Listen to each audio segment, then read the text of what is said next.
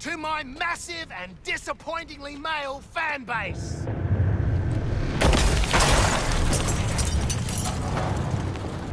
What's going on, everyone? Doc here with Eyes Wide Shot Gaming, and today, let's take a look at the epic disappointment that Suicide Squad Kill the Justice League turned out to be. Don't forget to subscribe to stay posted up on all the news, builds, and walkthroughs for Suicide Squad Kill the Justice League, as well as many other titles. Let me start by saying how much hope I had for Suicide Squad, from its amazing and engaging gameplay to the hilarious character lines. It seemed that the developers were on the right track to produce something truly amazing. But as we got closer and closer to release date, we saw an influx of people that have either had issues with the story or overall a contrarian demeanor to this game as a whole. Regardless of what it is, many YouTubers went straight into making videos revolving around the terror that this game really is, and that we shouldn't even purchase it. As difficult as it is for me to say, they were correct, to a degree. Not because we should be crybabies and mope about the death of the Cape Crusader, starting revolts against certain companies due to their creative direction. No, we shouldn't purchase this game for the laziness and lack of care from the development team, from their support team, and from whatever team it is that keeps connecting us to outsourced aspects of their company. The community is split between two tribes, the wait-and-see tribe and the I wish I could get a refund for this game, but it's too late now tribe. On the one hand, hearing people claim that we should just wait, we need to give them more time, might make sense to those who have a minor bug, like their loadouts don't save, or their game takes a bit to load. But for those of us who can't join anyone else for close to 2 weeks, if not more, for those of us that can't do mastery ranks because they're locked for us, and for those of us who can't even log into the game itself since release, those words are like knives against our eardrums.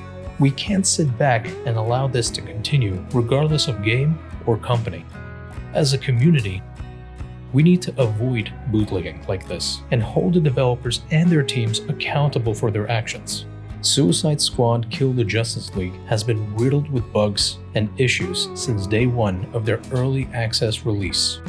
Some we can look over, but others prohibit us from ever playing or enjoying the game. And as patiently as we have been waiting, the devs have been reserved in telling us when these game-breaking issues will be fixed. Instead, we received this patch on Valentine's Day, a patch that realistically did nothing aside from further push the community over the edge on leaving this title in the trash bin where it truly belongs.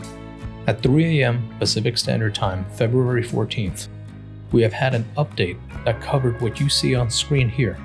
Their main priority seems to be skewed either by a lack of intuition, a lack of attention to the community, or a general malaise to what happens in the future with their game. Attempting to fix, and I say attempting because the patch didn't really stick and these exploits can still be used, but attempting to fix the scaling of the burn build, which is something that allowed players to enjoy and dive deeper into mastery ranks, those of us who can do mastery that is ridiculous. Shutting down the ability to grind for levels using either Gizmo's mission or the XP stacking with Hero is another big oops on their behalf, solely because without those things assisting us in grinding levels, there isn't much else to do on this title. The issue of inability to matchmake, the inability to play mastery rank, the rampant cheaters who are at this point selling their services in order to dominate a leaderboard, and many other things are overlooked. Those don't matter. Who cares that 95% of the community can't matchmake? The main prerogative should be to take away their chance at grinding up levels.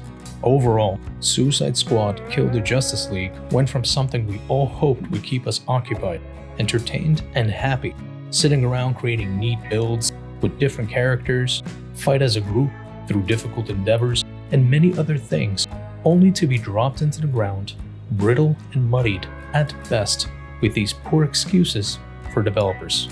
I'm sure there are plenty of people who will disagree with me. If it's due to the fact that they don't have a single bug or issue, then great. I'm glad and I hope you continue to enjoy the game.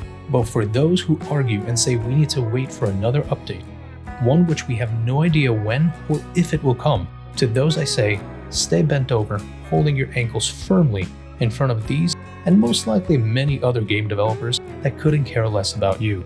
Hopefully, this will all be remedied soon. But until then, I highly suggest get a refund if you can, or go play something else. Maybe down the line, whenever it is, when this game is fixed, we can come back and attempt to enjoy it, while ignoring the bitter memory of what it started as. As always, thank you for watching, thank you for listening, and until next time, so long.